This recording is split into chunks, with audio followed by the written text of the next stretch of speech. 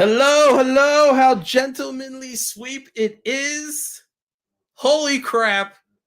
Can't believe it. Totally I'm shocked. I mean, I think I said they'd win in 6, but I'm shocked that the Knicks, our New York Knicks have advanced past the first round. They defeated the Cleveland Cavaliers tonight in Cleveland 106-95 in game 5 of the first round series. They will be advancing to play either Miami or Milwaukee, I believe. That's automatically going to be the next round. Let me bring Ty in. Let me bring him in because this is crazy. Ah! How awesome is that? You know what? I'm gonna do a shot. I'm gonna do a shot right on air. I got my bottle, I got my shot glass. I'm gonna do a shot. All I gotta say is 1, 2, 3, 4, 5. I know, right? Damn it. So cheers real quick. Yes, sir. Yes, sir. I'm doing a little, but hey, Woo. hey. Boom. Boom. And I got I had the good stuff. I mean, the semi-good stuff. This is the best Jameson out. So hey, I'm living by proxy. Boy, dude. Oh boy. Yes, it is. Where to begin? I don't know. Seriously, I don't know where to begin. This is a complete surprise. Specifically, the score in this game and the way it unfolded. They were never really threatened. No, this entire game. I mean, towards the end, of course, teams in the NBA teams are always going to make runs. It's just how the league is nowadays. It's very hard to maintain those super leads with the 3-point shot and how that changes everything. But man, they really were in control from beginning to end. I never at one point thought, "Oh no, here we go." They were hitting big shots. I mean, first, I guess maybe we should talk about the kind of sad thing that happened. Look, there's Craig, guys. Craig can't be with us, but he's here. He's commenting in the room. He's all in spirit. He's here. Craig's working, but he's coming to join us. Craig, thank you for hopping in. But yeah, like that was how they did it was crazy, but it wasn't completely perfect. Julius Randle did re-aggravate the left ankle injury. And I mean, we've been, we have a love-hate with Julius. I think it's it's fair to say we have a love-hate with Julius. Yeah, I think so. But you never want to see anyone get hurt, especially one of your. And he was playing fantastic tonight. He really was. He was. So that was a little bit of a sad point, but yeah, man, they what's it called? They took this one. So Ty, I've been talking, screaming a little bit. Go ahead, man. Tell me what your feelings right now. Get it out. They made me look good. They actually did. I picked before. I said they were going to do it in 5. As I'm sitting here with a bubble in my stomach watching it. I said they either do it in 5 or they'll get swept. I said, but 5 it is. And man, let me tell you, I was sitting here a little anxious watching it down the stretch. Obviously, I turned the TV a couple times because everybody knows I'm a maniac about this game. And lo and behold, these dudes pulled it out. Literally, I mean, they really punched the Cavs in the mouth, as we say, MOUF, in the mouth, and I mean, they just never got up. They never did anything, shout out to the whole squad. I mean, how many people can you shout out? I mean, everybody contributed, did an excellent job. Even Julius, unfortunate with his injury, but he was starting to come along during that point where we're starting to say, oh, well, everybody's about to get lit tonight. So IQ came back, into his stride.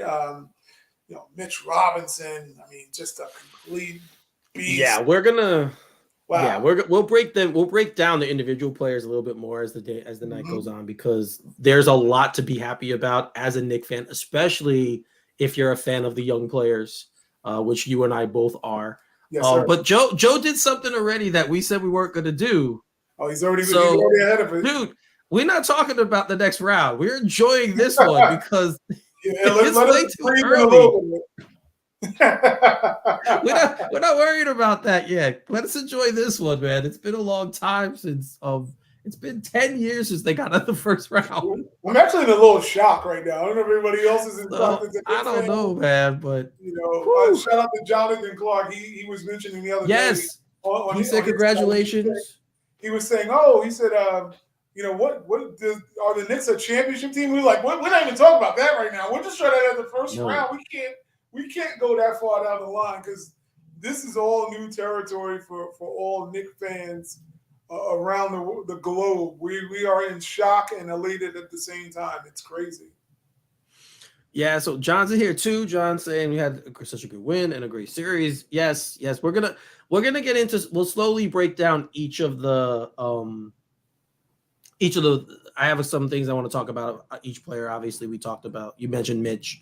We're gonna go talk about RJ quick, all of them. But let's talk a little bit about Cleveland because Yeah, I thought these two teams matched up pretty well, and I mean, after game 3, when the Knicks went back to the Garden, like I don't even the rest of the series was just, it turned out to just be a blowout. Like I didn't even. It was crazy how bad. Like once we went home after we split I mean, the Knicks got killed in that game too. yeah. And I did not see that happening at all.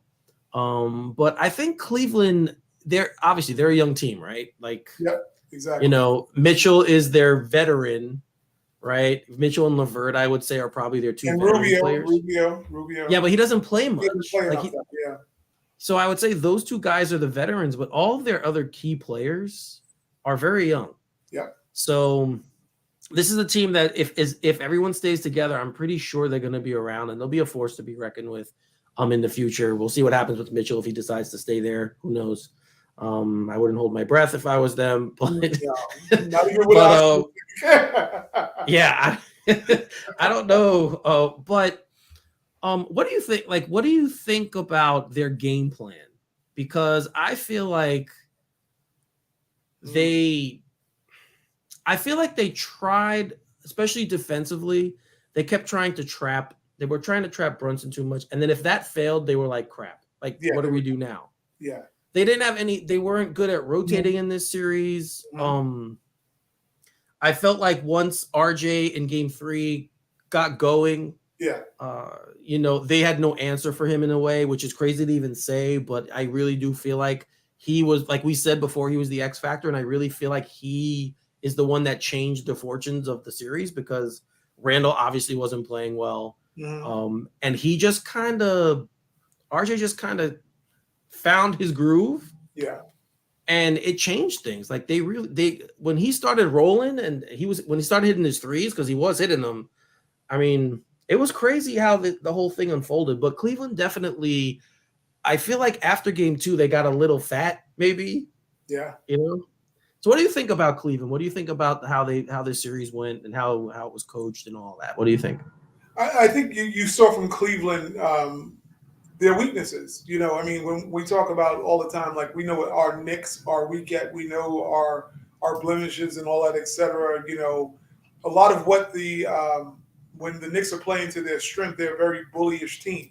That's what gets them their buckets one way or another, whether it's Brunson, in the paint, RJ in the paint, Julius punishing people, driving towards the basket. What you saw was two guys who are not great defenders right now. They've never been great defenders. Garland has been notorious for being a terrible defender.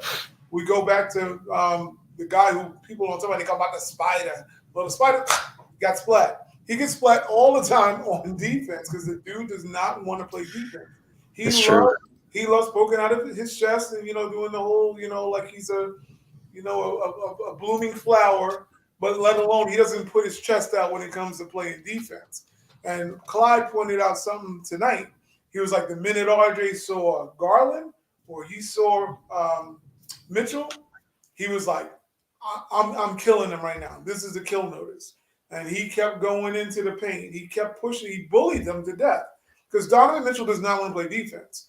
So now you also go back to the next problem is they are a very young team. Remember I mentioned a couple of shows ago, I said, Cleveland is a young team. They're more inexperienced than the Knicks. Yeah. The Knicks have been into a playoff situation, albeit it was a bubble situation and they had a gentleman's sweep. It wasn't all that great, obviously. But these guys got a taste of at least the intensity level that it takes to actually start playing up to par and winning. So Cleveland just got exposed for being a young team. A team also, you got to question, do they have a superstar or do they have an all-star? And so much was built around Donovan Mitchell, which I think is a mistake because you got Evan Mobley, you got Darius Garland, they're two dynamic young guys. You need to get them acclimated and involved in the offense. You can't just stick in Donovan's hands and he's playing these hero three balls. And that's really what he shot most of the game. He never went into the paint as much as you usually see him. Usually the one he penetrates in, he gets the highlight dunks. And every time he was going in there, they had some wood, they had some lumber, they had some giants waiting for him to even try to put his foot in the paint. So he only had 3 free throws in this game, Mitchell. He regressed in this game when you watch. But you know why? We know why he only had 3 free throws this game. Yeah. Because of this right here. That dude right there. That dude right here, man. They call him the Block Nest Monster. That's what they call him. He's a trip. He was as dominant as a big man could be without being an offensive player. Yeah. Like he had a Bill Russell type of, and I know that's crazy, guys. Don't come yelling and say, Eric, he's not Bill Russell. I know that. But we'll say Mutombo. He had a Mutombo-ish kind of right, a Mutombo. Okay, yes. A Mutombo-like impact on this series. He was rebounding over both their big men. he was blocking shots. He had 11 offensive rebounds tonight. 11. Ridiculous.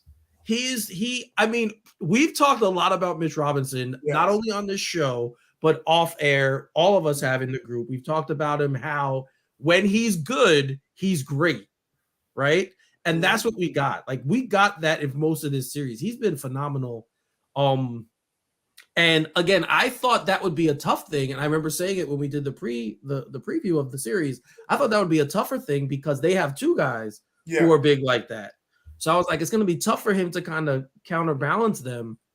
But man, no, he was fantastic. Mm-hmm. And I don't even know what to say. Like, he was the MVP tonight. I can definitely say that. I agree with that. Brunson was good. He wasn't his normal great efficient self. I think he shot 8 for 22, which for him isn't good. Obviously, RJ was very efficient tonight. We talked about him a little bit. Mm-hmm. Quickly had a really good first half. He was very good in the first half, not so good in the second half. But Mitch was there for all of the mistakes. Anytime a shot, an air ball was thrown up or a bad shot was taken, he seemed to get the rebound and give them extra life. There was a sequence in the fourth, early in the fourth. I think they got 3 straight offensive rebounds. Yeah. Right?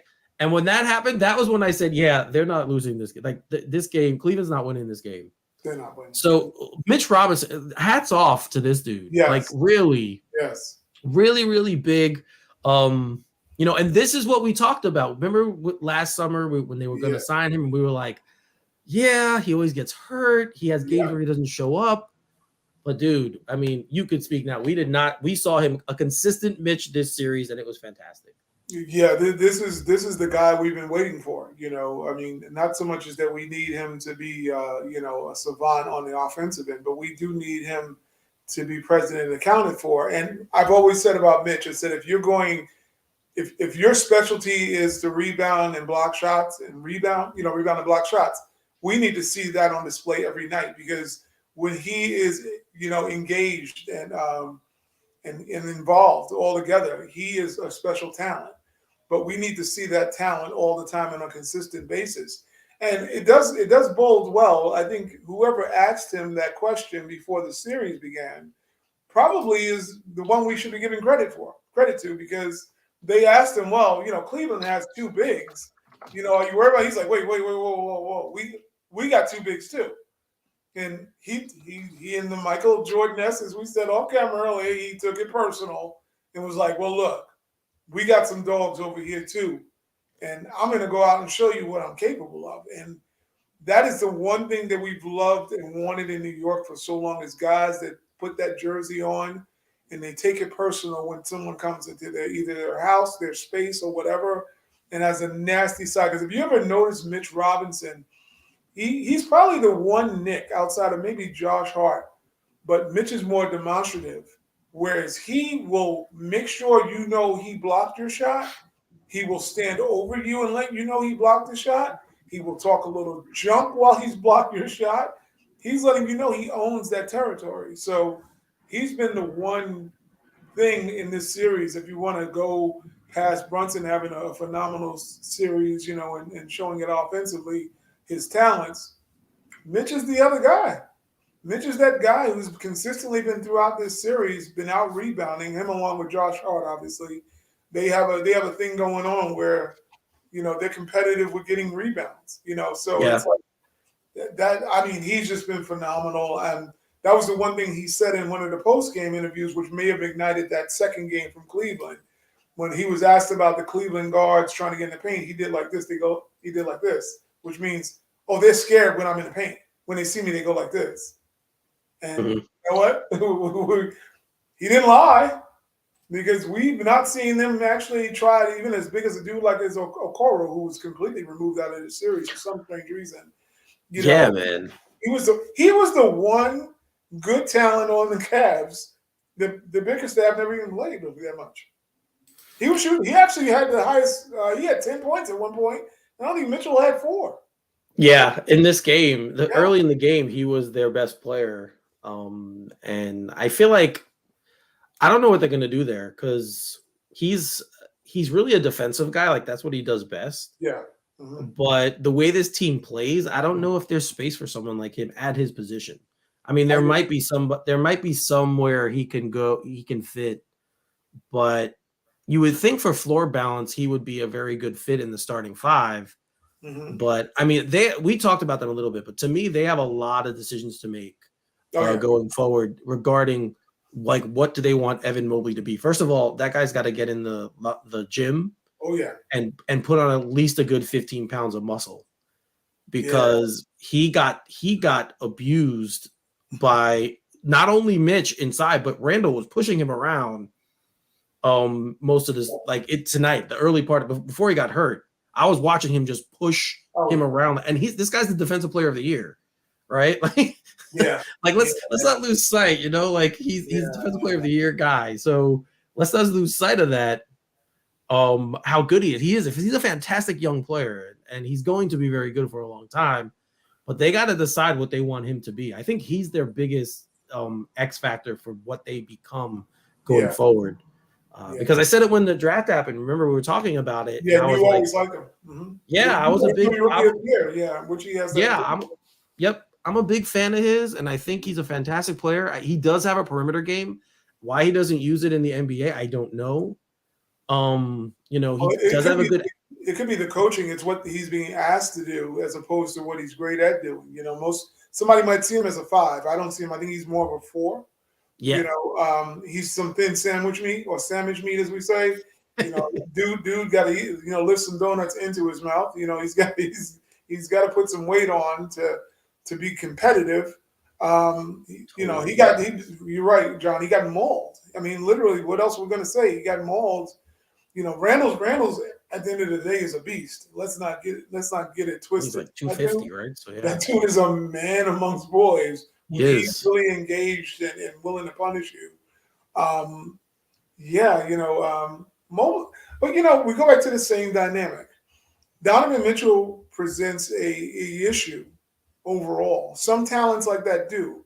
When you have people that are so offensively gifted, we're going back to even like Luka Doncic. These guys make it tough to play with sometimes when they require the ball so much. And then when you don't have the wiring, because it is wiring about passing. You got to be wired to pass. Some guys are wired to score. Some guys are wired to pass. And in the case of somebody like Mitchell, he's so super talented athletically. He's just thinking, I can get whatever bucket I want. But those players, to me, are the laziest players in the league. I always say that about any guy. When you can get your own shot anytime you want it, then the question is, what are you doing other than that? Because now you have to be the assist man or the rebound person. I don't know how many Donovan Mitchell averages on rebounds, but in a game of this magnitude of this series, he needed to be more of a distributor and a setup guy. He needed to be a point guard, and he's not a point guard. He's an undersized 2 guard that plays. He's a combo. Once again, we go back to combo guards. We talk about it quickly. Same thing with him. It's difficult. No, but that's what you like. The one game he did play like a point guard is the game they won. He had 13 assists in game 2, where he was looking for other guys, and they won that game going away. So yeah, I mean, obviously, he's new to the team still. I know he's there all year, but the Mhm. first year is very much a year usually where a new player has to find his way. So they'll be able to address that stuff in the offseason. I don't want to make this too much about the Cavs, but they are. Mhm. I'm just really surprised at how quick this series was. I really thought it was going to go 6, possibly 7. I said 6 because I didn't think the Knicks could win in Cleveland in Game 7, but they wound up winning 2 games in there anyway. So you I did mention coaching, and I want to bring this up because we have been super hard on Coach Tibbs this year yeah. and last year. Like we have both been very hard on him. We Before don't. he was even a Nick, we were hard on him. Yeah, seriously. Like when he got hired, we were kind of like, Yeah, not like part of the guy. I don't. But he really, between both these coaches in this series, he put on a masterclass. Yeah, He was so much better yeah, than Bickerstaff, yes, and he he. should be. Like he's a veteran coach. He's been through the wars. He should be a better coach than Bickerstaff right now. He's just at the stage of his career where he should be. But man, I feel like he pushed all the right buttons. Having the guts, I want to say something else, but having the guts not to play Randall the other game The when he had a testicular goal. fortitude. Yes, That's totally what that- yes, to have the testicular fortitude, obviously, to play, to keep Randall on the bench, which is something he never does. Quickly as well, when Quickly was going bad early in Game 1, he barely played him too. Like Yeah. he stuck with what was working, Mm-hmm. and it was awesome to see. Yeah, I felt absolutely. like his adjustments after Game 2 were perfect. Mm-hmm. He was excellent, and this is the coach that we always say we want to see, right? Like Yeah. it's okay. I know you have your guys, but it's okay not to Yeah. play them if they're not playing well, right? Like go with the hot hand, go with what's working. You don't have to be so strict to your rotations. Mm-hmm. Like you got to be flexible a little bit, and he was in this series. So let's hope that continues Yes, absolutely. because I mean, I said what I said. What were your thoughts? Well, the thing with me, I started. I think I mentioned to you guys a little bit like a month or so ago in our off, in our thread. I said Thibodeau's made changes. I said the guy has changed, and it was, but I didn't know if I wanted to believe it. But then when I started noticing the offense moving a little bit better, I'm like, he's done something different. I don't know what it was. Maybe it was the Josh Hart effect when he came. I wasn't quite sure if it was Josh, or maybe Brunson just said, "Give me the keys." I'm doing what I need to do. You need to lay back off, or maybe it's Johnny Bryant. I didn't know what it was, but I noticed that there was something different about the team, how they were executing. Um, they still had the defensive principles, but it was like guys were in a good position to get great shots. They were sharing the ball better. You saw a little bit more back cuts. You saw less Randall letting the ball stick. I mean, this could be Johnny Bryant, but like I said, we blame Thibodeau for when his defense, when he loses. So we got to give him credit when he wins, So the way he's coaching, if this is all him, is brilliant. It's brilliant because he's not being rigid. You got to be flexible in order, and we're seeing it. The Thibodeau last year is not winning the series against the Cavs. He's just not. What he's doing is he would have never won because he would have had Alec Burks out there playing 50 minutes. He just would have. He would have had Derrick Rose still coming down the wheelchair, shooting jumpers like Glass, Mr. Glass. He would have definitely never adjusted and allowed a guy like Obi to eat. We may have never saw Obi this whole series with Julius out. To be very honest, he would have probably milked a guy like Derrick Rose, and said, I'm going to go small lineup and guys that I trust. It just seems like he kind of moved towards, once Ev got benched and, Rose got benched, someone got in his ear or he got in his own ear or whatever and said, hey, let me play the talent on this team because we have talent. That's the one thing. This is the most talented Knick team that I can recall in a very maybe 99 had great talent more, but I'm saying like young, vibrant talent where you can Yes, throw any of effort. these guys off the bench and like they can contribute. They're athletic. They got some. That old word. You got some moxie or whatever you want to call it. They got everything going as far as a team that they're energetic. We look like a young basketball team. That's really my point. We look like a modern NBA basketball team as opposed to looking like we were in like 1989, and we were playing the Detroit Pistons the way he was running the team before. So um, it's working. And to go to the next round, I don't want to forecast, but he's going to be facing two brilliant coaches. It's good to know that Exactly. now one of those two, they got pedigrees. Tom will have to coach like this to win those series moving forward. So it's a good sign for the Knicks all over. All the coaches remaining, most of them have won titles, right? Except Missoula, right? Multiple. Spoelstra has Spoelstra. 2 or 3, and Yep. and Doc then you have Rivers. Doc Rivers is a champ. Well, Yep. although I like his chances against Doc because he knows Doc. Right. To be very honest, But wise. I'm just saying. Yeah, Budenholzer is a Budenholzer. champ. Yeah. Yeah, Yeah. so not that Thibodeau don't have a ring. It's just he doesn't have one as a head coach. Right. But he's they know him well too. They're all kind of from the same tree. Outside Budenholzer's from Pop's tree, but Spoelstra, Doc, they know Thibodeau. I do believe it's Johnny Bryant though. I do believe, and I don't want to discredit Tom, but you see Johnny Bryant when Well, these guys are walking off the court, he's the one pulling them to the side and say, "Hey, let me talk to you for a minute." well, even if it is, like the head coach still has to allow him to do it. It's still the head coach's call. Yes.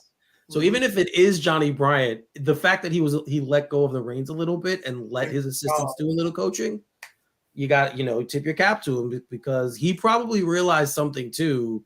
Probably said, you know what? I am stuck in my old ways. I'm a very old school type coach. I have a certain way I like to play the game, and that might not always be what's best for the team. And it takes a strong player to say that, and it takes a strong coach to say that. Or a pink slip. Well, yeah, that's true. You heard about that. That was possibly the pressure that he might be axed. Maybe is why he said, "Let me." I wish I could put on. I'm watching the post game show while we're talking because I have it on my screen above me. I wish I could put it on right now because Josh Hart is eating chicken wings at the dais. He's so funny on the screen. I just had to point that out. But speaking of, man, seriously, I think everyone when the Knicks made this trade were kind of like, okay, he's good. He'll help, but he might be the MVP of this team. And I know that's like maybe sounds crazy. It's not crazy no more. But seriously, since they got him, they have been a completely different team. For all the reasons we talked about, he doesn't do anything great, but he does everything well, right? Very good rebounder for a guard by his side. Handles the ball well. Maybe not be flashy, but he's secure. Like he's secure with the ball. He hits big shots. He's always looking to run off rebounds. He has been the kind of the engine for this, right? Like he's kind of been their engine. Brunson really is, but like them together, I guess their familiarity and from playing at Villanova and their friendship. Because now we know why when the trade was made, Brunson was like, yeah, remember they showed that video? Oh, yeah. He was getting rid of his really best friend, which is Archie, whatever his name is.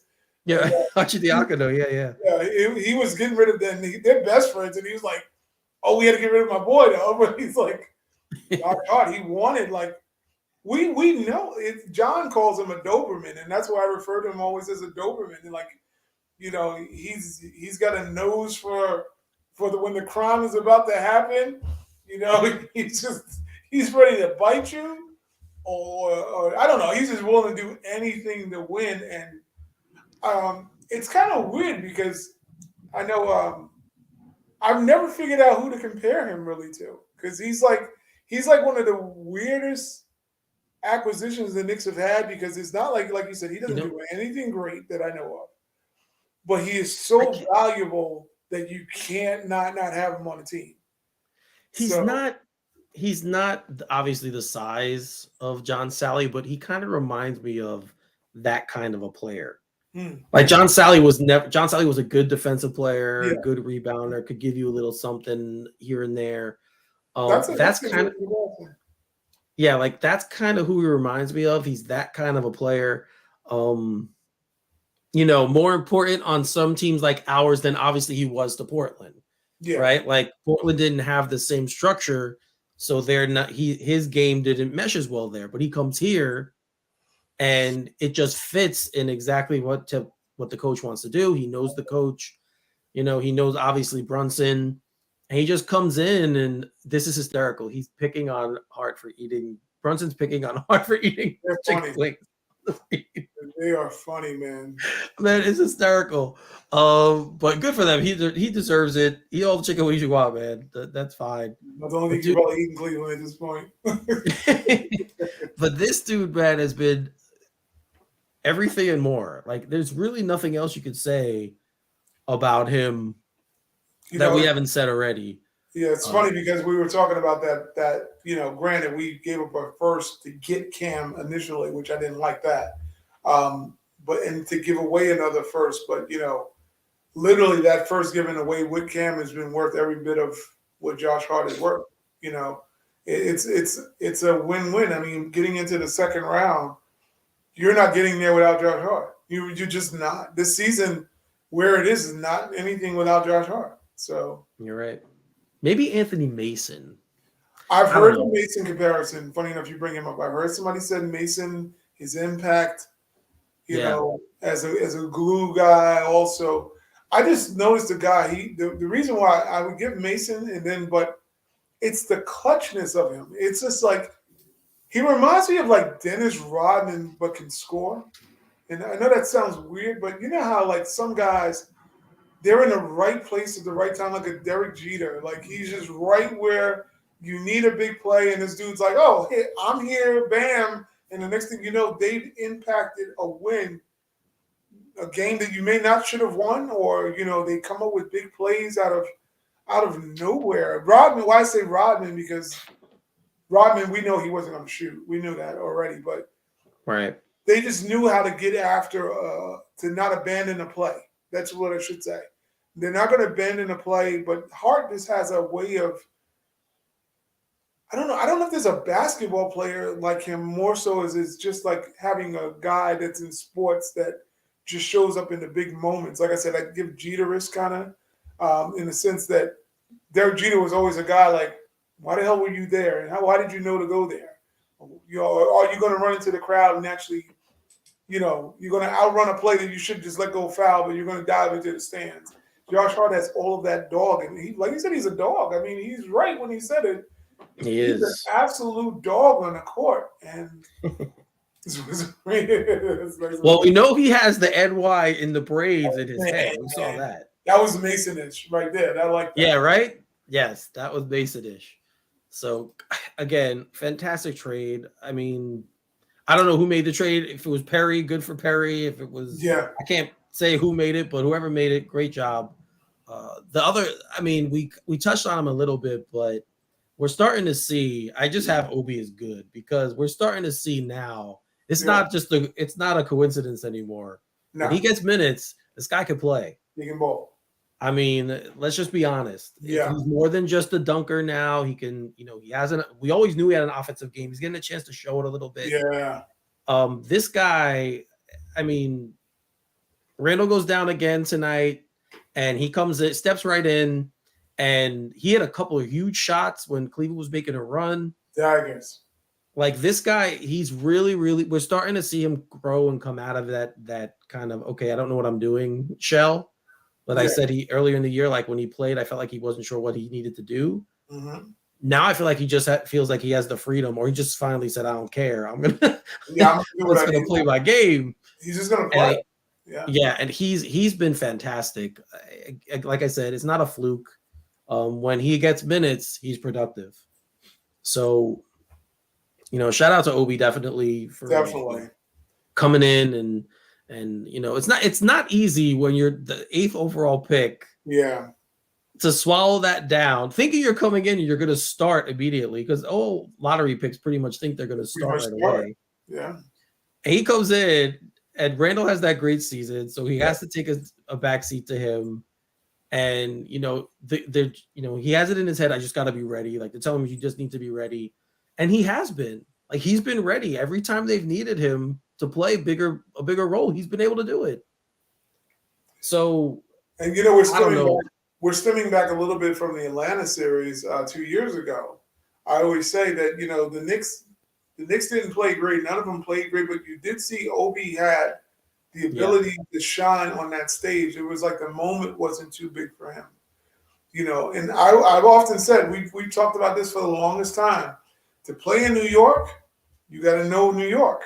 You got to know what it's about to live here. And if you don't got any of that grit in you, if you're not from here, or you don't have roots here, you don't understand it. Randall found out the hard way, coming Yep. from Texas, trying to pull Texas stuff in New York. It just didn't work.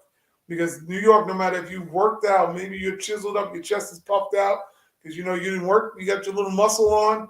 That's not enough, because that's not what we're looking for. We're just looking for someone who realizes that all the energy that you have, we want to see you leave every bit of it on the floor, like you don't want to lose. And that's the thing you're seeing with Obi. He's like, I'm from New York. I'm from New York. I know what it's about. You want to punch your ticket? I can't go out here and lay an egg. I can't go out here and play soft. These moments aren't too big for him because he was a star at Dayton. He's National Player of the Year. So he's used to having the spotlight on being the best player on a team. Yep. I don't think Julius has ever had that. RJ has clearly had it.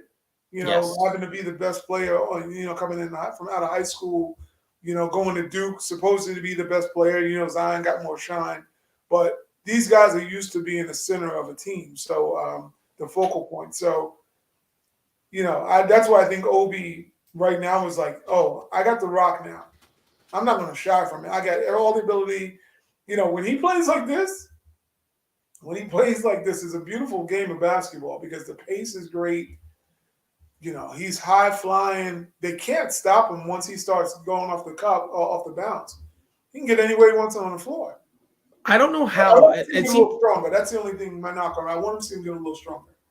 I don't know how, and he does this all the time. I don't know how guys continue to let it happen. He's always down the court. Stronger.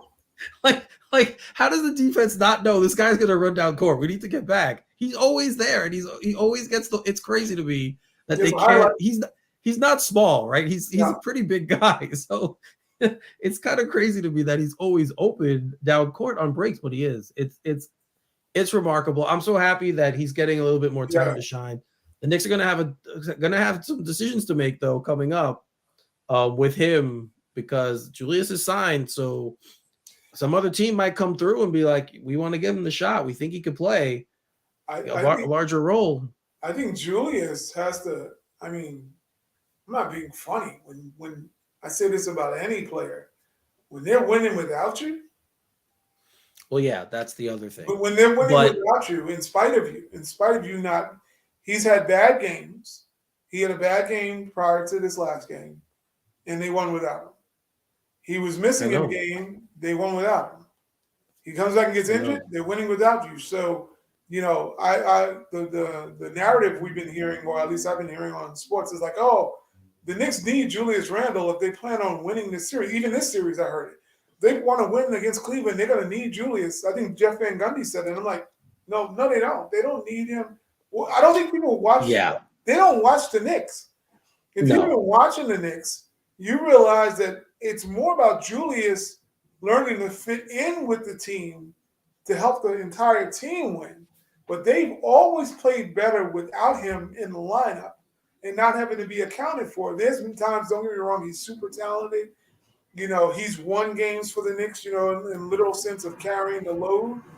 But when the Knicks have always proven that the sum is greater than the parts is better than the one. The greater sum of the team is always outplayed one player on the team. The bench has always been great. yeah, yeah. Like we were talking, right? We were talking the other night. I think it was after the last game, so it was after game 4. We were kind of chatting, and I said they're starting to have that Pistons, Chauncey Billups Yes. team, the Larry Brown, Yep. that feel like Brunson is Billups, right? And then Yep. you have all these other guys who are good players, maybe all-star caliber players, but not superstars, yet together they just click. And we're starting to see that a little bit. You can see player comparisons, like RJ's not Rip Hamilton yet, but that he's kind of like in that mold. Mitch is Ben Wallace like, right? And Yep. like you can kind of make these comparisons to these other players that they had and seek similarities in their games. Whereas, I'm not saying they're going to win a title, although it's very weird how the things are playing out in the East. It's very strange. I mean, I don't want to say that because I don't want to put that in the air. Like I don't. Yeah, no, I hear don't you. want. But I mean, the way things are playing out in the rest of the league right now, I could see them making a run to the finals. I still wouldn't pick them to do it, but it would not surprise me. Yeah, if it happened. I don't want to say I don't want to say it out into the air, but I'm watching these series and how the playoffs are going, and I'm like, one of my favorite quotes is not why me, why not me. I'm also saying that about the Knicks, like why not the Knicks at some point. I'm trying not to say that about us, but I'm like, well, why not the Knicks? Because right now are we the first team, and the Phoenix and us are the first to get out of the first round? Yes, yes, that's the team I think. Lost one game both to get right now. I mean, unless we want to say Cleveland is garbage, and that's the only reason Knicks won because they were garbage. I'm not going to say that about Cleveland. They've been great all year. So they were the higher seed, right? Like, and not by a few games. They were the higher seed. Like they were better. So they're not a garbage team by any stretch. I still think if everyone stays healthy and they play at their best, I still think Phoenix is the team to beat in the league. They have way too much talent. Yeah, they're the dogs. I mean, to me, it's them. And I'm talking about Western Conference. It's Phoenix, and the most dangerous team to me still is Golden State, because of course, in spite of them looking like some broken down rocking chairs, and granted they got away with a lucky one the other night. Steph blew that game. They are very lucky. De'Aaron Fox, didn't get that shot off, and also that he actually fractured his fingertip. So on the shooting hand. So Golden State probably is going to win that series now, I would think. But they're the only. Fox is playing. Oh, he's playing? Oh, okay. Yeah, he's playing. That's a ride. Then that's a toss up. Then now with that series. But my point is that when you talk about playoff teams, Golden State is one of those teams that things break right. They get an opportunity. I would say they only got to win one on the road. But I'm looking at the Eastern Conference. I'm like, I don't know what team is great right now. Philly's great. Philly's won their series. They won, right? They beat. They swept the Nets, and they've looked the best of besides us. Like I think the Knicks and Philly have looked the best. That's what I'm saying. It's like I don't look at one of. Because I'm trying not to be biased about my team, because I also have negative bias about my team. So because I've been abused all these years and thinking like, well, we just been sucking, so I don't know if it's gonna work. But it's like I don't know how to buy our team either, because it's like, am I being a fan, or am I thinking basketball wise, like, are we really a talented, good team? I do think we're a very good, solid team. I do believe in what we're doing on the floor. It will translate in any series. It's just whether or not you can play great enough defense against a real star level player. That's the only concern I have with the Knicks. But Craig is in the chat there. Him and John are talking about Donovan Mitchell, and then Craig puts this up. Come on, we all know. I could go back and pull the video from our first show if I want to. Receipt? Show, yes, we have the receipt on that one. Yes. Yeah. But no, I mean, we talked about him earlier. He's gonna be fine. They're gonna be fine. I just don't know where Mitchell's gonna end up. You can kind of tell when a guy is not super happy to be where he is. Oh yeah. And I'm not saying he hates it there. I'm not saying he hates it there.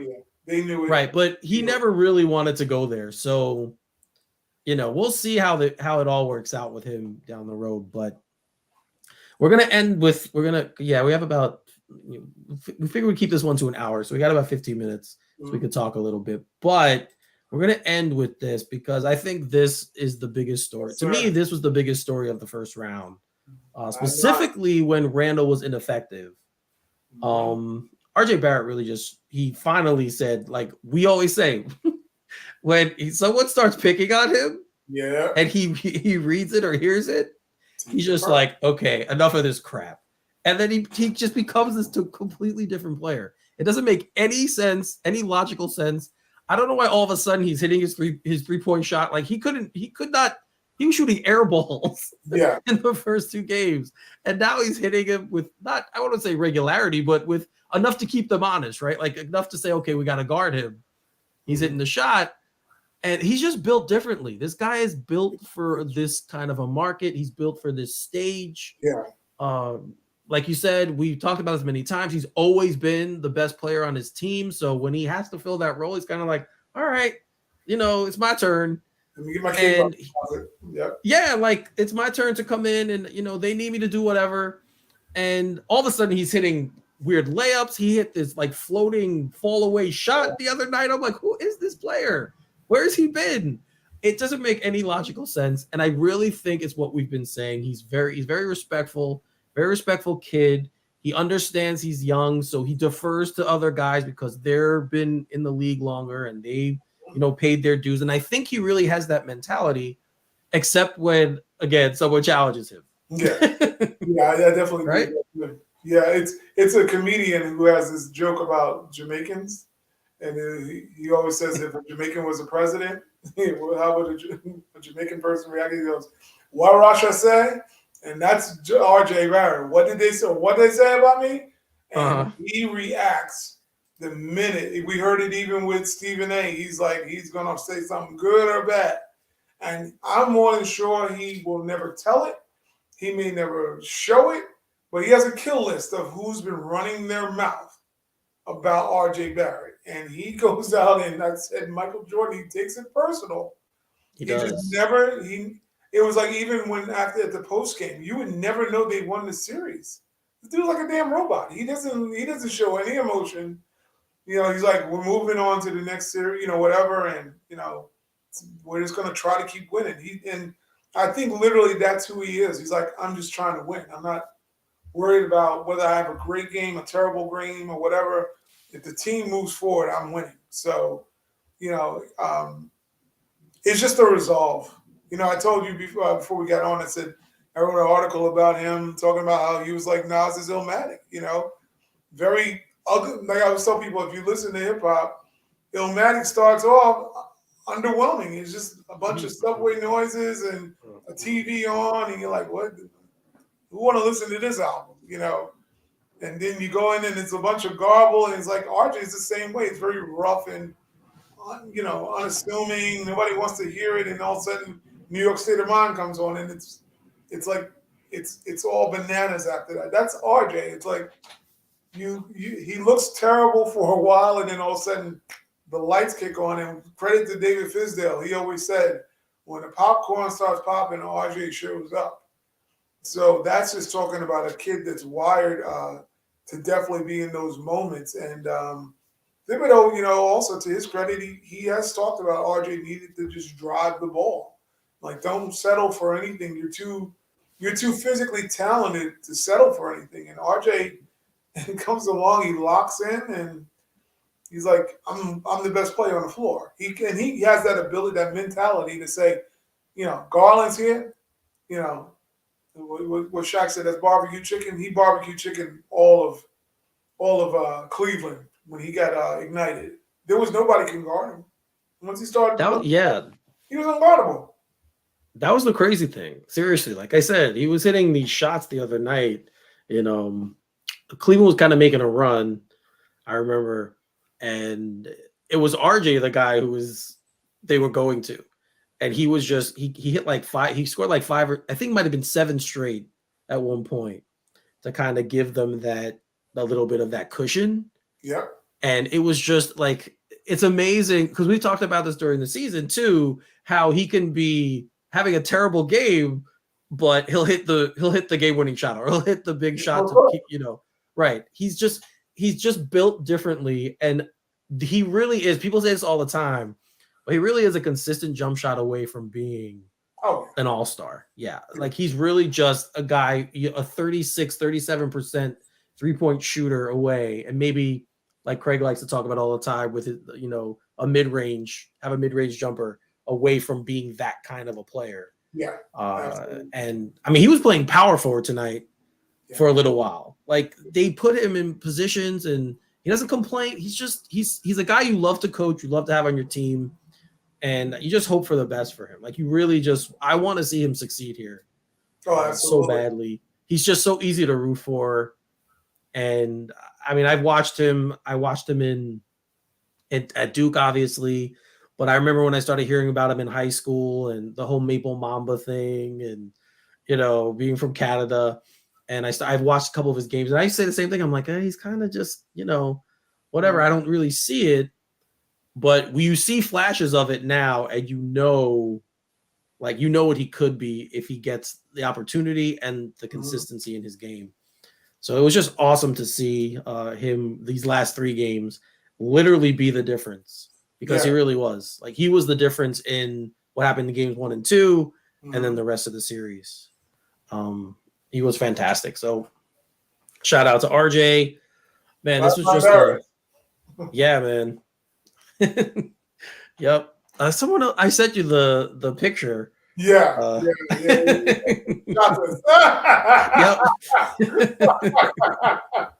I was like, it was right after you posted that thing on the group, and I saw it. I'm like, oh, this is perfect. But yeah, he has like a new and improved spin move too. It's like this faster one. He did it a couple times, and I'm like, wow, where was that? Like that's new. Like he has this new. I don't know. I feel like he just also like he works on his game and he feels he can't bring it out, and then he's just like, screw it, I need to bring it out. But let's touch on one thing about what we're seeing also. Let's not say it's by accident on some of these things. Maybe his jump shooting, 3-point shooting, we can point out where did that come from. But he has spacing. It's like he's not Julius. We're not dealing with a doppelganger right now. 2 guys occupying the same spot who are very similar. You remove Julius from this lineup, and it's no disrespect to Julius Randle. This team just different. They're faster. He is not, because they play at a speed. Yeah. With Julius, we become a half-court 1990s team. Minus Julius, we become a modern-day NBA team. I'm not saying we become the Golden State Warriors, but we do play a better style of basketball that is fun and more electric, and it's more movement, more cutting. Julius has started passing more, and I big ups to him on that. But it's really RJ has space to operate and do his work. I think him and Josh Hart work well together. Also, I think that lineup with Brunson, him, a guy like Mitch or Ihart or whatever. When you got those guys in there, the ball just moves around so much better. Nobody's faster than the ball. So when you can start getting guys making cuts, and the floor just opens up. It's like a beautiful basketball. Beautiful basketball. All right, so we've been dissecting the first round. I'm still not going to talk about round 2. I don't want to talk about that yet. We can do that some other time. Yeah. We've been dissecting the first round. I'm just going to ask you a couple of quick questions, and you give me. Let's do this. We'll do it quickly. We'll do a quick. There we go. Haha. We'll do it quick fire. All right. MVP of the series. Of this current series? Yeah. Jalen Brunson. So I'm going to say Mitch. I'm going to go Mitch Robinson with that one. Most surprising thing for you in this series? Oh, most surprising. Oh. Not surprised by much of it because I said this first, this one. Most surprising. Probably RJ shooting. I'm going to say is the biggest surprise from 3-point is what I'm talking about. Yeah, that's fair. I'm going to say Craig said it in the chat, but I'm going to double down on this. Mitchell. I honestly understand what they tried to do. What Cleveland tried to do, but I feel like at the end of the day, he really wasn't himself. Like we said today, he took 3 free throws. Yeah, Brunsonitis? Is that what he had? I don't know. It's crazy. It could be. he seems to be a guy too that like respects the other players that he goes up against. Like he talks so glowingly about Brunson and stuff like Yeah. that. Mm-hmm. And I don't know, like he was just really surprising to me that after the first round, after the first game, and the second game when they won, he was like more of a facilitator, and he was kind of like at that point, okay, you know, I don't know what happened. It's very strange. He's never struck me as the Harden type who's just a weird guy. Like Harden's just a weird dude, and he decides, I'm not gonna shoot. I don't feel like it. So he stops. Mitchell doesn't strike me as that guy. So I don't know if he was like, well, Darius Garland, he got it going, so we're gonna try and ride him through the series. I don't know. It was very strange to me about him. So he was the biggest surprise to me how after game one, he was not that same aggressive player. Very surprising. I'm going to tell you, I'm not being funny. I'm about to say this. That dude got punked. I don't care what nobody want to say about it. You're a star in this league. You're playing in Madison Square Garden, the place that you want to call home, and it technically is your home if in your heart. You're playing in New York. You posted on Twitter, I think it was Twitter, whatever, Spider first round. And dude, you come out, you about as soft as Teddy Ruxpin? I'm just keeping it a buck. I mean, you got to show up in these situations, and it seems like to me, even if he respects Brunson, even if he respects Josh Hart, it seemed like those dudes knew what to do to get him out of the game, and he never had a counter. It's like Josh Hart knew where he was going to pass, and they frustrated the hell out of him. When you watch him, he usually one of those guys that can rise above, the players. He can get the dunks off. He's magnificent going in the paint. They took away everything he's good at, and he never had like a counter punch. It's like he was more resigned to be a guy coming off curls hitting threes. And I don't know. What do you call that? I don't know. I don't want to say he's soft, but No, I'm I don't think saying he's that soft. I think he's mentally a little bit questionable because why would you not stop attacking? He stopped attacking. I mean, let's put it where it is. He wouldn't go in the paint. So it's either you don't want the damn contact, and you're settling for threes. It was very hard-ness in the sense of that you just completely was like, oh, maybe there were strip clubs in New York he went to. I have no clue. I know there might not be none in Cleveland, but I'm just saying. He went somewhere in his mind where he was like on vacation, and like this wasn't the playoffs. He treated this like a preseason game. Let's just keep it where it is. He showed that game game two, that he was that dude. But they were saying in that last game, I think it was the last game in the Garden, they came out and said, oh, he's going to probably drop 40. That dude had 11 points. It's true. That's what I mean. That's what was the biggest surprise to me. I agree with that. Now I'm going to switch my answer. I agree with you guys. That was the biggest surprise. That was the biggest surprise. Especially because of everything that happened over the summer, I thought for sure he was going to come out and be like, you know what? You guys didn't think I was good enough? Or you didn't think it was good enough to trade me for RJ Barrett and all these other guys? Okay. Not to be disrespectful, but I'm going to show you. I'm going to show you what you passed up. And game one, he was that dude. Like he was fantastic in game one. They lost, but it wasn't his fault that they lost. Like he did everything he could to win that game.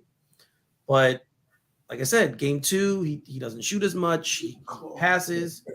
It just kind of changed. He just kind of changed his demeanor. And I don't know. I mean, like I said, they'll be back. He'll be back. He's too good a player. He'll figure it out.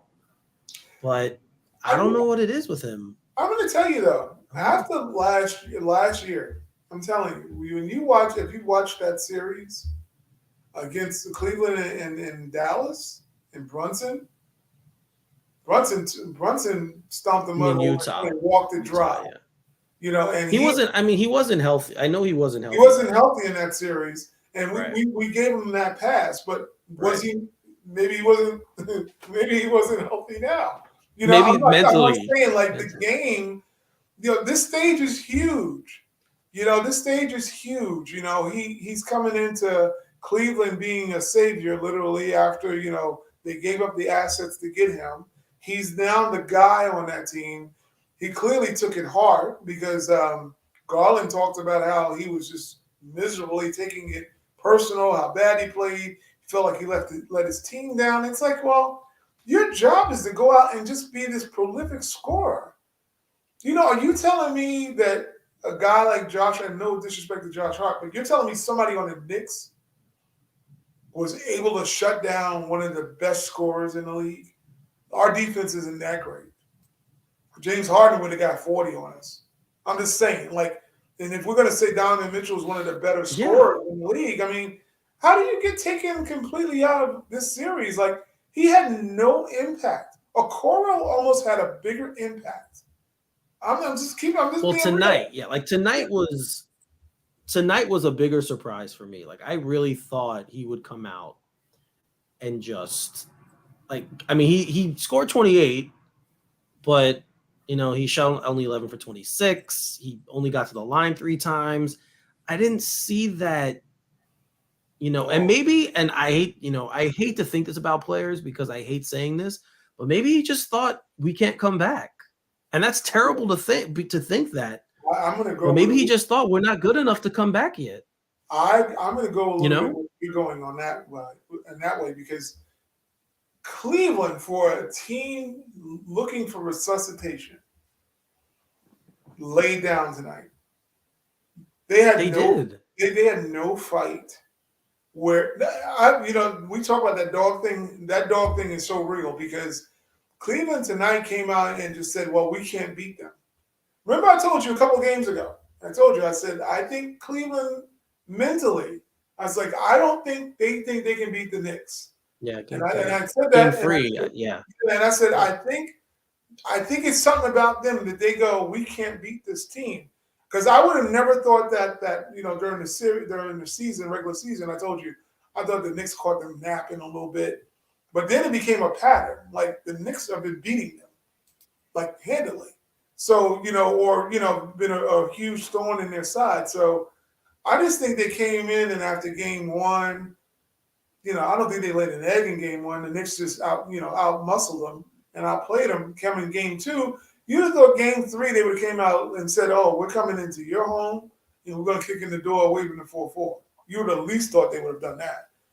When they got punked, then they got punked the next game after that, and they got really. It's crazy. Yeah. The Gooch came out in this game. The invisible Gooch just mauled them. They didn't at all. It's weird. Yeah, I do think in the long run this will. Yeah, I think in the long run this will help them. I do. I think in the long run it's going to help them. He's gone. They're crazy. I think that team. It reminds me of Durant with Golden State. They knew he wanted out, like he had one foot out the door, stargazing in New York in that last year in Golden State, and his teammates kind of was like, well, you're half in, you're not all the way in. I think maybe Well, then he tore his Achilles. Yeah, but they thought that he had an injury, but you're right. He was mentally. They thought he was window shopping. That's why him and Draymond had the blow ups and all that stuff. And maybe Mitchell has been on camera talking about, I thought I was going to be in New York. He's always said that. So when your teammates hear that, they might not feel like you're invested. They know you don't want to be there. And if that's the case, then I can't think of their GM right now or their president, but that guy needs to be like, didn't you ask him? Like, what didn't you ask him before you traded for him if he wanted to play there? Like, you just did it and took a chance. Like, you can't do. I understand that's how it used to be. You just traded for a guy and you expected him to play, but this is a different player nowadays. This is a different league. These guys are not built that way.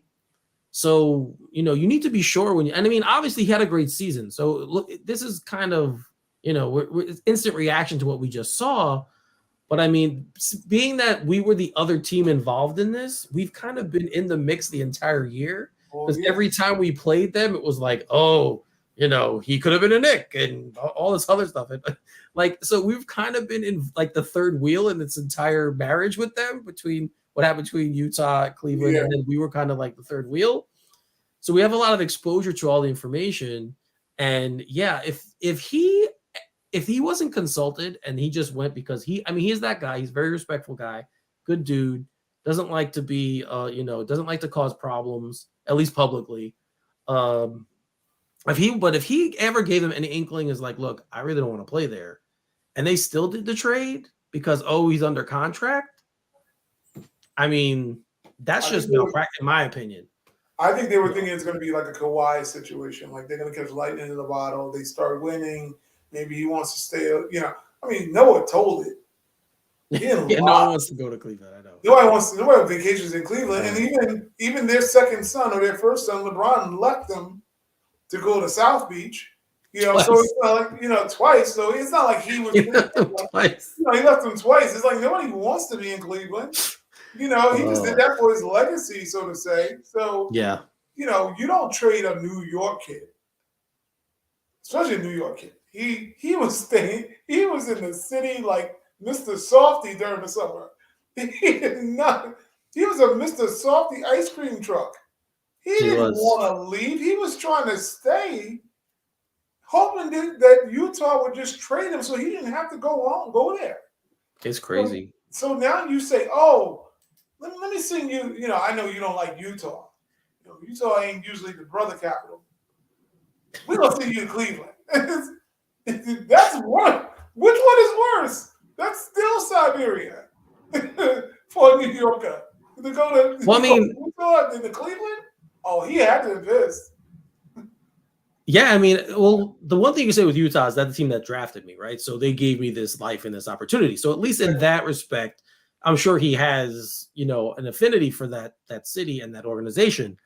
But yeah, man, especially since until the day he was traded, he thought he was coming to the Knicks. Yeah.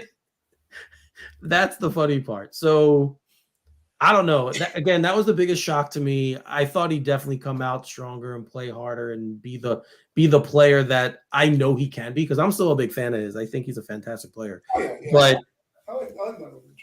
But it was very surprising to me that we did not get peak vintage Donovan Mitchell in this series. But oh well, that's the way the ball bounces, the cookie crumbles. Keep your peak in Cleveland there, Donovan Mitchell. We like your peak in Cleveland. Keep on man.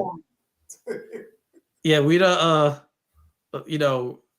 if you were here and we did this, great, but you weren't. Oh well. We'll trade Cleveland for you if you really want to get here. We have no problem doing that. Let's not kick Julius when he's down, okay? We won the series. We go stand up and drop kick him, is what you're saying?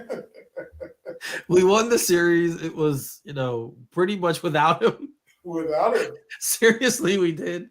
Oh, outside of the first half tonight, he was very good. And then the first half of game one, he was very good. And outside of that, we pretty much won the series without him. So, but let's look at, we have to say that as growth, right? Because we couldn't do that against the Hawks.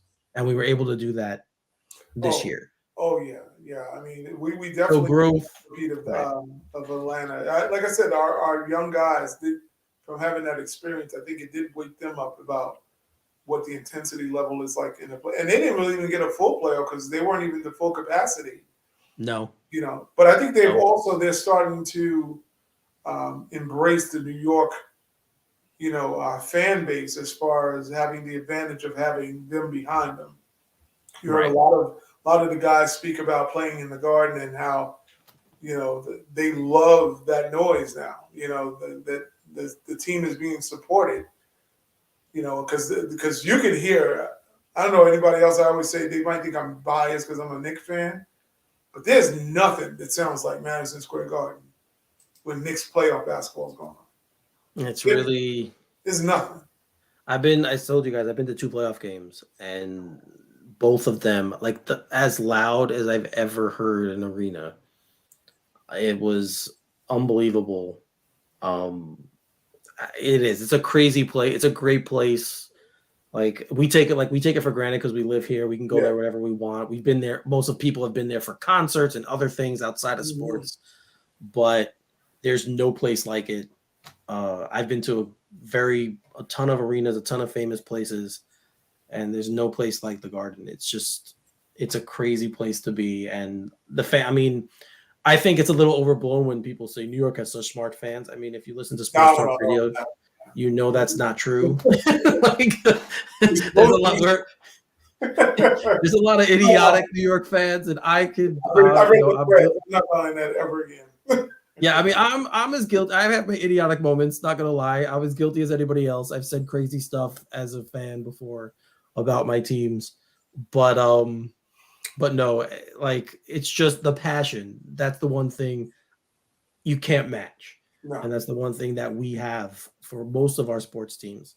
Um, the Yankees obviously have a storied fan base. The Yeah. Mets have a passionate fan base. The Jets, the Islanders, the Rangers. Hockey fans are passionate, period. So, Big you know, it's a time. different breed. And then, of course, you have the Knicks. The only team, I hate to say it, that really doesn't have much is the Nets. And I'm not taking a shot at them. That's It's because they just, are not a New York team. I'm Just not taking a shot at them. It's just, that's the way it is. Like, there's nothing I can't, you know, it's hard to correlate. it's because they as much as I always call them the Yets more than the Nets. And why I call them the Yet because you've yet to establish anything here. You're a transplant. Everybody associates you with being in New Jersey. So That's true. Yeah, that's still you true. and then it's Brooklyn. It's like it's like a you're not representing a state. You're representing a borough. And that is the weird part about it's like Buffalo. They're like the Buffalo Bills in a way. I mean, Buffalo represents Buffalo. It's like the New York Giants, New York Jets, Buffalo Bills, and we got the Brooklyn Nets. And unless you got like the camaraderie of that community in Buffalo that they rally behind, and it's like a college atmosphere, you can't get that in down here for basketball. It's not going to work. This is what it's about. It's You know about what? this. It's always been about this. Brooklyn is a like everyone say it's America's fourth largest city. Like that's the thing. But Brooklyn to me is a product of hip hop, right? Like that's why people outside of New York know Brooklyn. Most it's hip hop fans. It's hip hop. Where's Brooklyn at? Right? Like that's Brooklyn that's a thing. People right? Everyone like so if you're not like we know Brooklyn because we live here. Yeah. But outside of the New York area, like Brooklyn is just, people think of Brooklyn as hip hop, like I said, and something that we've seen in a few movies. Yeah. Yeah. And that's it. A place like, we've heard about in movies. And that's it. No one knows Brooklyn. No. So it was weird. I always thought it was weird when the Nets chose to move there. Yeah. And when they did, I thought it was weird that they chose to stick Brooklyn as their name and not just call them the New York Nets again, like they were when they were in the ABA. Yeah, when Dr. J was playing for them, they should have did right. that. Yeah, like I always thought it was weird, and I think it's bold, but it hasn't worked. No, and I don't think it ever will. Like if it didn't. I don't even know what would have if they would have won the title a couple years ago when Durant's toe was on the line and whatever. Yeah, the year Milwaukee would. If they would have won the title that year, I would have been interested to see how that resonated with the city. I don't know how it would have. I don't think anybody was but sure. It would have been interesting to see, though, right? It would have been. I always believe that because, and it's not because. I think New York wants a title, but they want it with this. They don't want it. Of course. I don't think that they would say, "Oh," I think that the media would say, "Oh, New York finally won a championship," for basketball. And I think most New Yorkers would be like, "Brooklyn won." They wouldn't say right. I think Brooklyn. I think you might have had Brooklynites embrace it. Obviously, anti-Knicks that left the Knicks would have been there. Right. Yeah. I think it would have had those people. But I mean, the Knicks are an original NBA team. They're one of the first franchises. They were charter franchise in the league. Like, we don't have a lot of championships. We only have 2, but they're one of the teams that the league was founded on. So you're talking about generations of fans. Like there's generations of fans. It's just a different animal. It's a different animal. It's a different world. But we're we're seeing that by the celebrations we see out in the streets Yeah, over being up 3-1. I know. You would have thought the Knicks have like three-peated. So Oh, it's so when nuts. there's no way Brooklyn can ever. I mean, I watched that and it's like I realized that we're like some of the more normal Knicks fans Yeah. because I was. It was just the other day. I was at a gas station and I had my Knick shirt on, and I'm trying to every time I wear the shirt, a shirt with a Knick logo, it's like I'm reminded that we're in the playoffs, like that we're good, because every time I'm out, someone says, "Go, let's go Knicks," and I'm like, it's like I didn't know anybody realized I was a Knicks fan. I think I'm the only one walking around with a uniform. So then people get riled up because I'm at the gas station the other day, and the dude, I'm about to go inside, he goes, "Let's go Knicks," and I said, "Yes." I did a fist out. He goes, then he went into the Brunson. Man, Jalen Brunson is blah blah blah blah blah, and then the language starts flying about we in here, and the one kid said, "Oh, I've only seen Melo and Jeremy Lin." That's his reference. So it's like we have another fan base that is like they're finally seeing playoff basketball. They didn't see Ewing and all those dudes. It's like, man, this city is like it's a different new blood. These dudes are ready and hungry. I know personally for me, the Knicks are the only team I ever really chose on my own. Mm-hmm. Like my father wasn't a big NBA fan. He liked college basketball. So when I had an opportunity to choose an NBA team, I mean, obviously you gravitate towards the team in your city, mm-hmm. right? And I chose it was either the Nets were around, but I knew Patrick Ewing from his days at Georgetown, and when they played St. John's, because I was a St. John's fan. Yes, sir. So I hated him. I hated him at St. John's. Mm-hmm. But when he came to the Knicks, I was like, oh, it's a little bit different. So that's why he's arguably my favorite athlete of all time. He's my favorite basketball player, clearly, of all time. Mm-hmm. And he's the reason I'm sitting here talking to you. Like, he really is. The Knicks and Patrick Ewing are the reason I'm here. And so this one is personal. When the Knicks win eventually, win a title, I will that one's gonna mean probably a little bit more to me than the others because I just chose this one myself. I agree. I'm in the same way. The Knicks I chose. My father was a Yankee fan, so I watched the Yankees. You know how it is when you're older. You watch what your parents is watching is what you're watching. I know these kids nowadays can't even fathom that, but we watched the Yankees, and it was the Willie Randolphs and the Reggie Jacksons, the Thurman Munsons, all that stuff. So I grew up on that, but Bernard King. I told you that's the reason I'm a Knicks fan, and I just look at just the suffering. Like tonight was like crazy for me because I'm like, it's surreal because it's like we've been miserable. Right, like we had the 90s, and then we had the run in 99, and then for the last 23 years, we've just kind of been bad. I mean, for the majority of those years, we've been bad. Let's just be honest. Yeah, except for the Melo year with they went to played against Indiana in the second round, but we've never had. That's why this has been the one year, like I said, I've not gone on one side of them. I stayed kind of down the middle of the lane because I'm like, emotionally, I don't know how to invest in this team anymore because they make me want to not watch basketball for so many years, and now they come along, and I'm like, Jalen's pretty good. I was just in the car with my wife today, and we were talking about it. I said, she's like, don't get too ahead of yourself. I'm like, no, I'm really not. I was like, but I got to start making Jalen Brunson what he is. He's a very good player, and I can say that about him and not feel afraid that he's going to pull the rug from underneath me and go, he's going to all of a sudden become terrible and can't shoot. It's like, no, he was meant to be here. His father was here, and he gets it. And he gets it. He's just a classic underdog, which is why he's going to fit in New York. And R.J. Barrett gets it. Obi Toppin gets it. These guys are getting it. Emmanuel quickly. So I'm like, right, Toppin's a New Yorker. Yeah, I think we got guys that are like they're proudly wear the uniform. They're not here for the check only. And the front office has invested a lot of emotion into these players. So to their credit, they pick guys that they really are in love with to be on this team. So that does help. And the other thing, you just bringing all this stuff up. All of those guys have something to prove.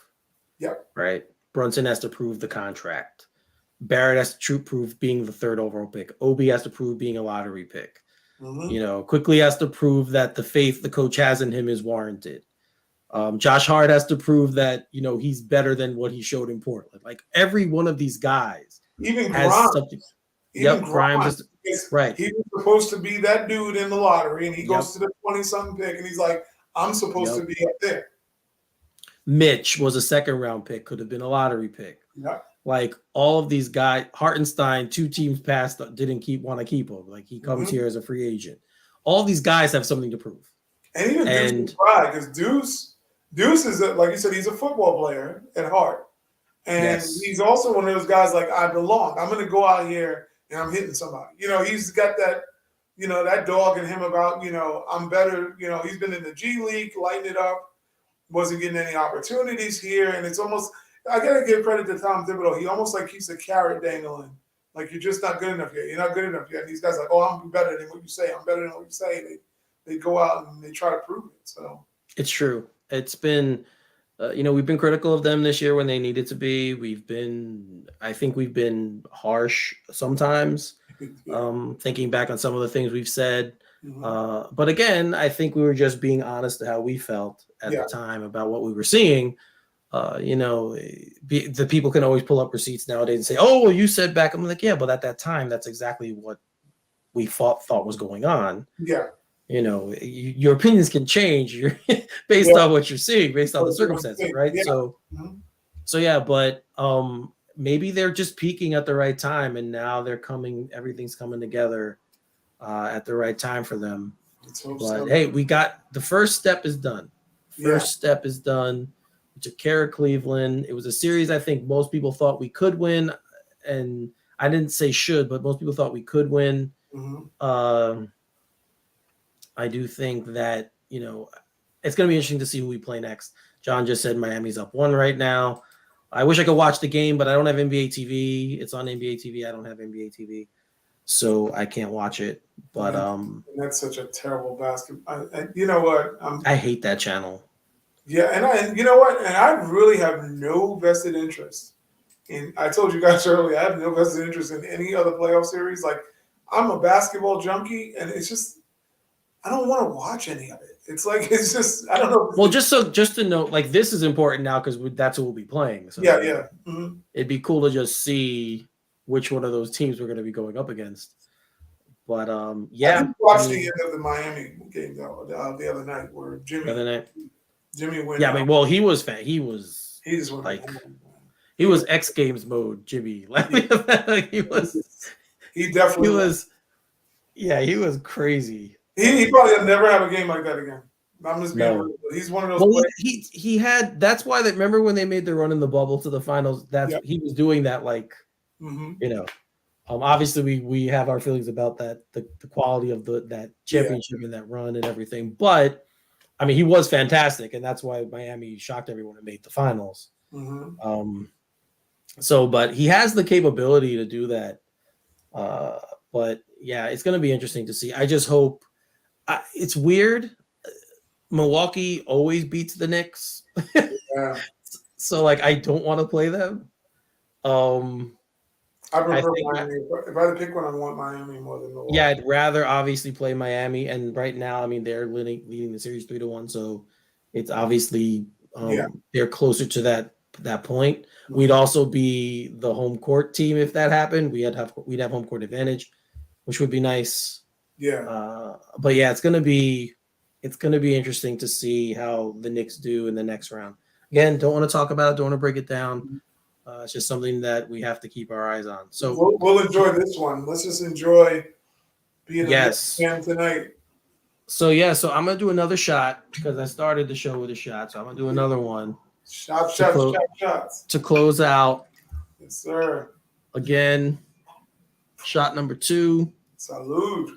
Cheers. Orange and blue, baby. I hit 2 shots tonight in game 5. You hit 2 more than Donovan Mitchell did tonight, too. Oh, Ty's being mean now. Ty's being real mean. You know why I'm being mean? I'm gonna tell you why I'm mean, son. I got tired of hearing that name Spider. I'm tired of that damn nickname. Me Oh, we're too. not getting Spider. Oh, the Spider. The Spider It got looks crushed stupid with that. too. It's a dumb name. Let's just Like, call it can't what you it spell is. it right? Can't you just say spider? Why it's got to be with an A? I'm sorry. Oh, It's the my grammar. Spider. The Spider. That Spider got crushed the damn night. He ain't gonna be at I don't know. coming home poor is not happening, Spider. Yo, man, You what's are the not name in the of it? multiverse, Spider, tonight. Yeah. The Green Goblin done got you. We ain't trying to hear about your Spider self. Goodfellas, Spider. Remember? No, you don't watch mob I don't movies. watch Damn Marvel it. movies, so yeah. I forgot. John knows what I'm Wesley talking about if John he's still would know there. that. John would know about it. John knows what I'm talking about. Yeah, Craig probably does I too. can't stand that damn name. I'm sorry. I mean, he's a likable guy. I'm sure he's a nice guy. I got so tired. We're getting Spider Mitchell. I don't even know what the hell. What are they even calling Spider for? I don't even. You know what, though? I know I'm not supposed to show this, but I'm going to because I don't care. I'm just in that mood right now, so I'm going to do it. Hold on. Let me get it up on my screen, and then I will share it with everybody. Hold on. Let's see where it is. He's got 21 in the third, John says. Because I'm just kind of...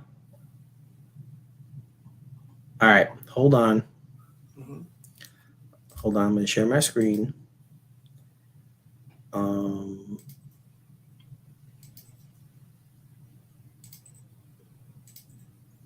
right, everyone can see? Mm-hmm. Oh, this. Whoa! One down, 2 more to go. I'm thinking finals, baby. I'm thinking finals. Orange and blue skies. Orange and blue skies. Go New York, go New York, go. Go New York, go New York, go. They go New York, go New York, go. Yeah! Yeah! Sorry about that, Donovan Mitchell. I love you, brother. But yeah! New York is in the house saying now. Oh, All right, I had to turn it off because I can't. Sorry for any outside people who don't live in New York. We do not behave that way.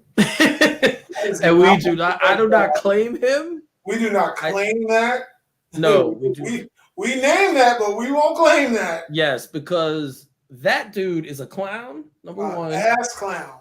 Number two, he's a fake Knicks fan. I don't care what anybody says. Yes, he is. He because he lived here and grew up here. I was a fan when I was a kid. Yeah, I don't buy it when you go into Celtics games and you're kissing this player's ass and you're kissing this player.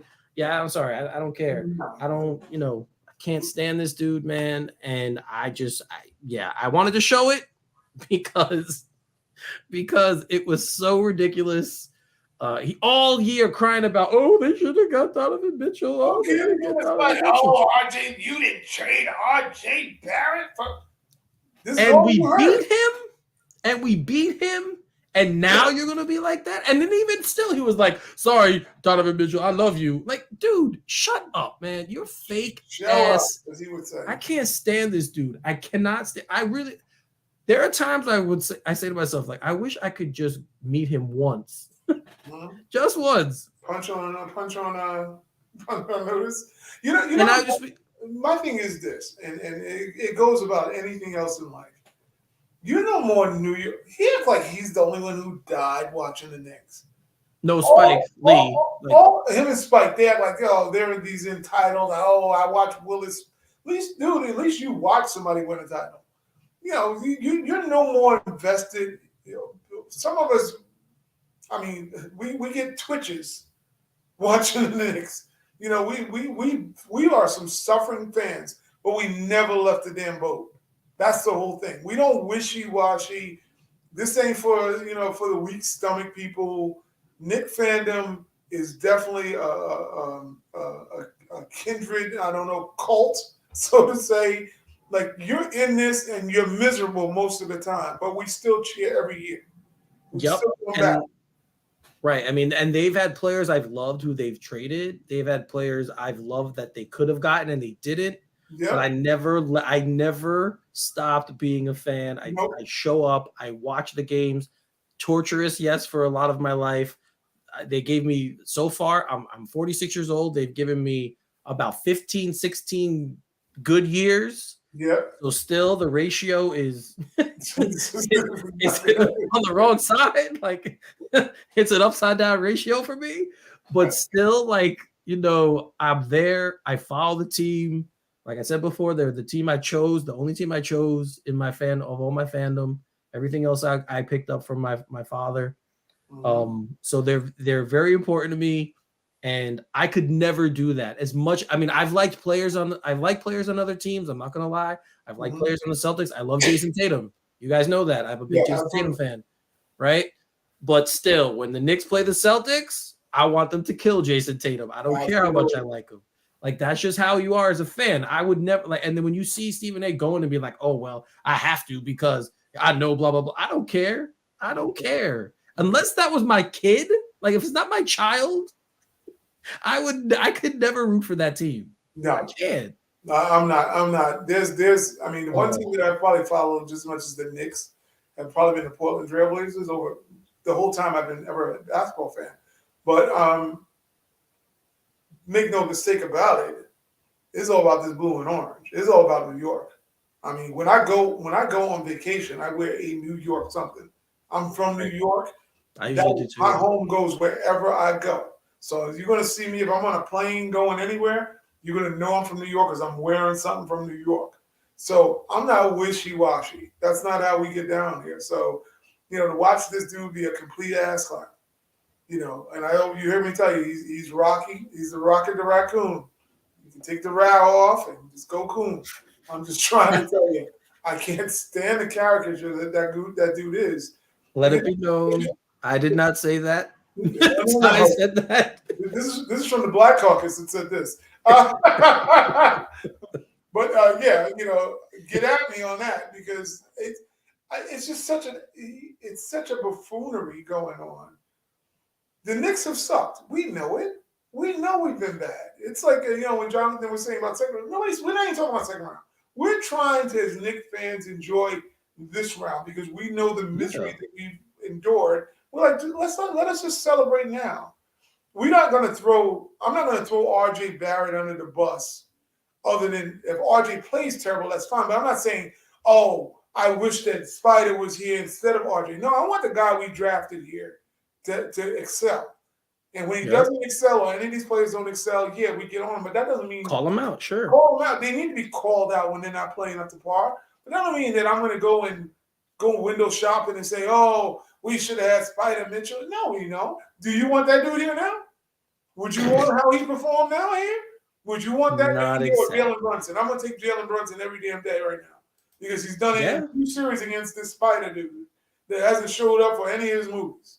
He hasn't showed up for any movies. I know. So what are we doing here? Because you like somebody or he's from the area. Well, he didn't play like he's from New York tonight. This whole series didn't play like he's from New York. Or you're friends with him and you need that relationship for your career. That's exactly why that's why he does all this stuff. You skip we talk press conferences. Nobody had time for that. You ain't no for it. We're critical of Kevin Durant. We both love him as a player, but we're critical of how he is off the court, how soft he could be. Yep. But he's right about Stephen A. Smith. He is 100% correct. He nailed him. He nailed him. Yep. He's right about Stephen A. So, this guy, man, it just bothers me so much. Yeah. Like if you can say you grew up as a Knicks fan. That's fine. You probably did. You're from Hollis, which literally is like 5 miles away from me. I live really close to Hollis, Queens. Yeah. So it's very close to where I live. But you could say you grew up as a Knicks fan. But we all know, and this happens to a lot of guys who cover teams, a lot of guys who sports media, that once you start becoming a reporter and you have to make relationships with players, that fandom kind of takes a back seat. Yep. And to me, you can't just flip it on when it fits your narrative or when you want it to fit your narrative. Like, I don't buy that with anybody. It's fake. Yeah. It's just fake. And he's fake. Like, that's what I can't stand about him. He is a fake person. I mean, I know I've heard people say, "Oh, he's a really good guy in person." I'm sure he is. That's fine, but I don't know him that way. This is the guy I know. The guy I see on ESPN. That's the guy I know. This is what he shows us. So that's what you So guys. right, that's who I have to judge him on. And I'm sorry, you are not a real Knick fan. And that's why I want to show that video, because he does it all the time. Like every time it's something with the New York team he roots for, he does that. It just makes me sick. It makes me sick. And he's a Pittsburgh Steelers fan too. Like he's not like, when it comes to football. Yeah, he's not even like New York. He's a Pittsburgh fan. Yeah, you have 2 teams to choose, 3 if you include Buffalo, and you're a Steelers fan. And he hid that for the longest time because he was sitting there trying to act like it. And I think it was Molly Curran who called him out and said, "Oh, aren't you a Steelers fan?" Because she's a Giants fan. Yeah, she's a Giants fan. And he was like, "Oh, I like Pittsburgh." But dude, you can't be like, you can like who you want, but don't claim you're all this New York more than somebody else in New York. And you got your fan bases in Pittsburgh. And granted, you can like who you want, but I'm just saying he acts like that he's the president of New York, like he's in New York, and him and Spike, him and Spike, him and Spike get everyone always goes to them as being like the authority on the Knicks, and I hate that. Like, ask the real fans. Like, we'll tell you the truth. Ask Kendrick Perkins, because he's been more of a Knick fan than Stephen A has. Kendrick Perkins. Shout out to Kendrick Perkins, who was actually on board, saying the Knicks are way better than team people are giving them credit for. And he's dragged Stephen A. He's dragged, the A might stand for a lot of other stuff. But he's dragged Stephen A out of A. Regarding saying that you are a wishy-washy fan that Knick fans don't even like, basically is what he said. We don't. And they don't like what you're doing because they think that you are sometime. Basically, that's what he told them. The crazy thing about Perkins is I think he's a horrible broadcaster. I can barely understand what he says half the time, but his passion behind it, and he believes what he says all the time, and that I can respect. I can respect. So carry the hell on, as he said. No, I mean, but he was one of the ones. He's like, when Spider didn't come here, he was like, you got some players in New York you're disrespected, is what he said.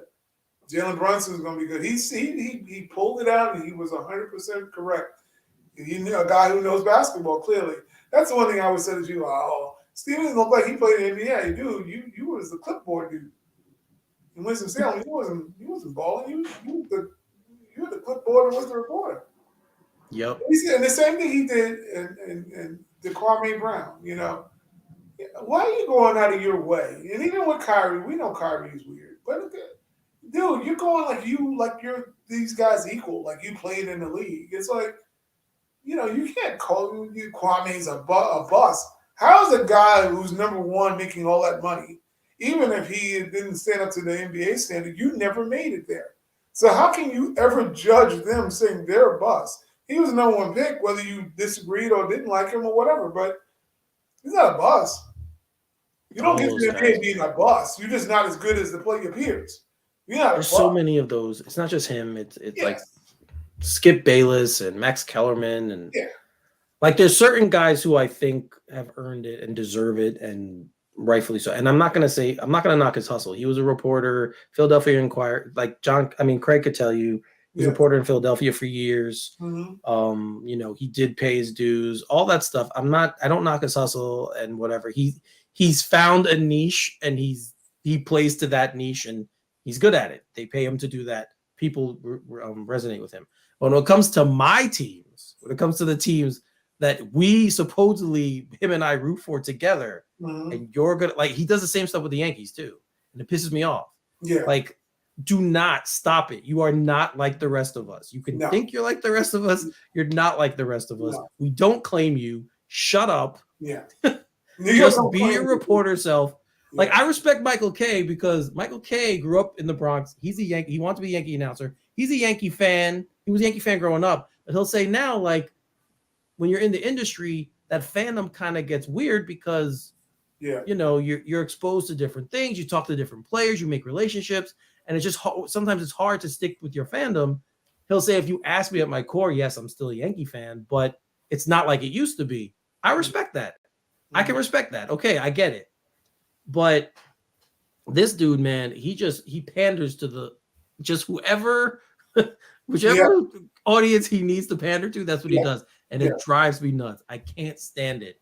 So I just wanted to end with that because that dude is just drives me. Oh God. I saw that.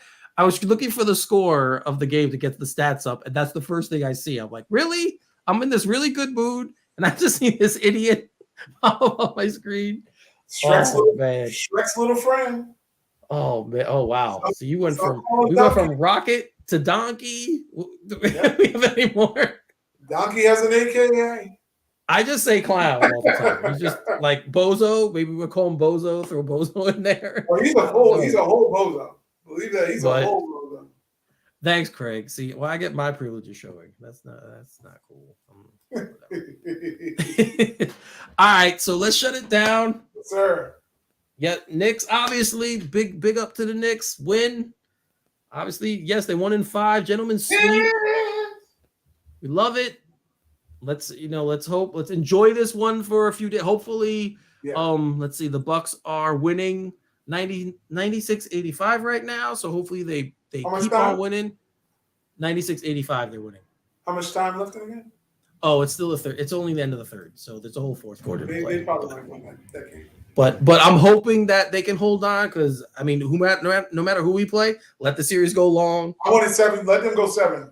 Right, let it go 7. Guys healthy, and then Grimes back, Julius back, and we'll definitely need contributions from those guys in the second round. So we'll mix it up at that point. Mm-hmm. All right, Ty, real quick, tell them where they can find you. That's Genius Scribble on Twitter. Also catch us on our Facebook fan page. Come hit me up. Give a little conversation. You know I'm going to be talking some Knicks now. We're going to be talking some Knicks in the mix. Believe that. Yes, sir. As you guys can see, sorry, I always get that side wrong. My contact information here at Finally33 is my personal account. At all_Knicked_up is the show account. You can hit me up at either spot. I will answer you.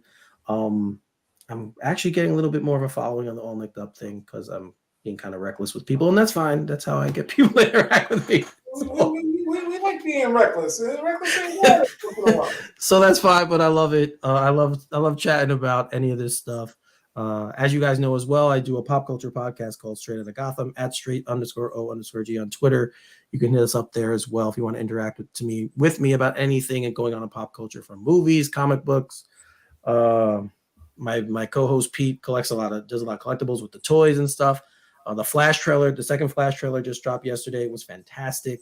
So if you guys want to talk about that, any of those accounts can do there as well. As Ty mentioned, definitely if you're a fan of us in the Facebook group, interact with us there. Drop comments. You guys can post things. We have to approve them, but you can post them as well. You can post them up there. Well, if you throw us a good article, we always like having something to talk about, a little bit of a conversation to go on.